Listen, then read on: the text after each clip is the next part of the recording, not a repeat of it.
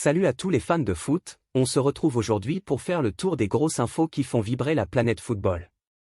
Entre retours de blessures, mercato agité, polémique en pleine Coupe du Monde des clubs et transferts inattendus, il y a de quoi en parler pendant des heures. Abonnez-vous et activez la cloche pour ne rien manquer, installez-vous bien, on débriefe tout ça ensemble. Du 15 juin au 13 juillet 2025 se déroule aux États-Unis la 21e édition de la Coupe du Monde des clubs de la FIFA 2025. Avec un tout nouveau format.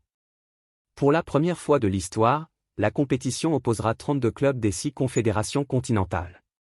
Plus d'équipes, plus de matchs, le tout dans l'objectif de redonner de l'intérêt à une compétition souvent snobée par les formations européennes. Au-delà de l'intérêt sportif, l'attrait financier est majeur. Les clubs participants pourraient toucher 50 millions d'euros, le vainqueur 100 millions d'euros.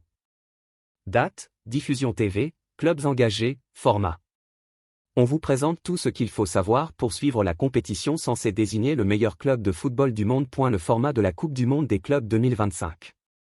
C'est un tournoi dans lequel les 32 clubs participants sont répartis dans 8 groupes de 4 équipes.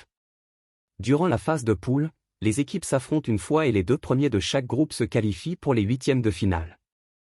Ensuite, tous les matchs de la phase finale sont à élimination directe. Quels sont les clubs engagés ? Le mode de qualification a été expliqué par la FIFA. Sont qualifiés les 4 derniers vainqueurs de la principale compétition interclub tandis que les clubs les mieux placés au classement des différentes fédérations, sur les 4 dernières années, complètent la liste.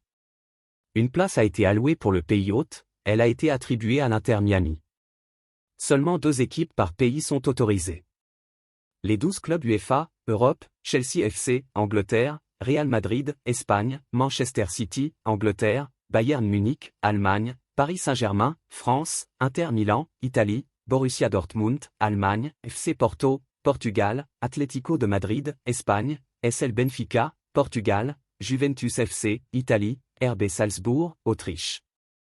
Les 6 clubs Combol, Amérique du Sud, S Palmeiras, Brésil, CR Flamengo, Brésil, Fluminense FC, Brésil, Botafogo FR, Brésil, River Plate, Argentine, Boca Juniors, Argentine.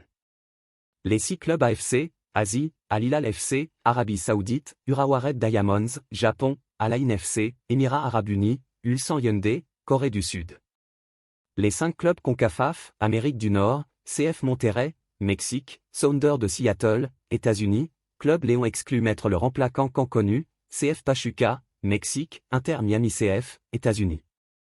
Les 4 clubs CAF, Afrique, Al Ahly SC, Égypte, Wydad AC, Maroc, ES Tunis, Tunisie, Mamelodi Sundowns, Afrique du Sud.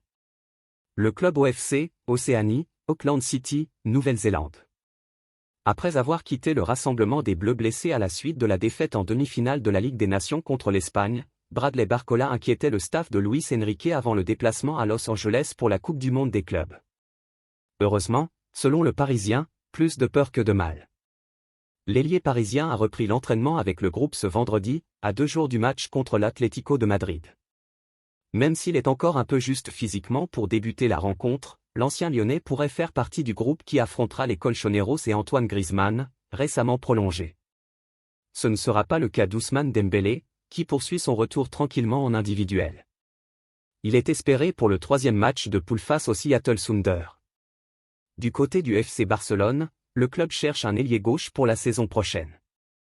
Luis Diaz semble trop cher pour leurs finances, et la piste Ivan Perisic a pris de l'ampleur. Le Croate est intéressé à l'idée de rejoindre les Blaugrana, lui qui est en fin de contrat au PSV Eindhoven. Mais le club néerlandais ne compte pas se laisser faire et a proposé une prolongation de 2 ans, malgré les 36 ans du joueur, alors que le Barça ne lui offre qu'1 an. L'expérience ou le projet sportif, Perisic devra trancher. Pendant ce temps-là, la Coupe du Monde des clubs s'apprête à débuter avec un match entre Al Ahly et l'Inter Miami de Léo Messi et Luis Suarez. Mais l'engouement n'est pas du tout au rendez-vous aux États-Unis. Il reste encore des milliers de places pour cette rencontre au Hard Rock Stadium de Miami. Il y a 3 jours, seulement 20 000 billets avaient été vendus sur les 65 000 disponibles. La FIFA a tenté des offres promotionnelles allant jusqu'à 4 billets gratuits pour un acheté, mais cela n'a pas vraiment changé la donne. Pour d'autres rencontres, les prix ont même été divisés par 6. Outre le manque d'intérêt du public, l'organisation doit faire face à des manifestations à Los Angeles, qui bien qu'indirectes, ternissent l'image du tournoi, surtout à 1 an du Mondial des Nations. Ces mouvements sont liés à la politique anti-immigration de Donald Trump, et des rumeurs circulent sur d'éventuelles interventions policières autour des stades. Ajoutez à cela une chaleur étouffante, à Pasadena, où se jouera PSG Atlético, on attend 31 degrés Celsius avec un ressenti de 38 degrés Celsius à midi, et un indice UV de 11, soit le maximum, représentant un vrai risque pour les joueurs. Les conditions sont qualifiées d'extrêmes. Sur le front du mercato, Arsenal passe à l'attaque pour Viktor Gyökeres. L'attaquant suédois, révélation du Sporting CP avec 43 buts lors de sa première saison puis 54 buts et 13 passes en 52 matchs cette année, est très convoité. Arsenal a formulé une offre de 55 millions d'euros plus 10 de bonus, mais elle a été refusée par le club lisboète.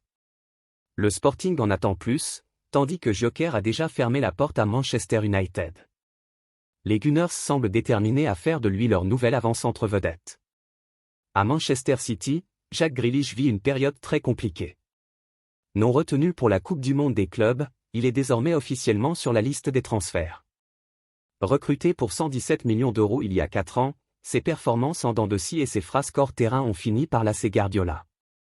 Aston Villa, Everton, Newcastle et même le Bayer Leverkusen sont intéressés, mais le salaire élevé du joueur, 350 000 euros par semaine, et les exigences de City freinent les négociations.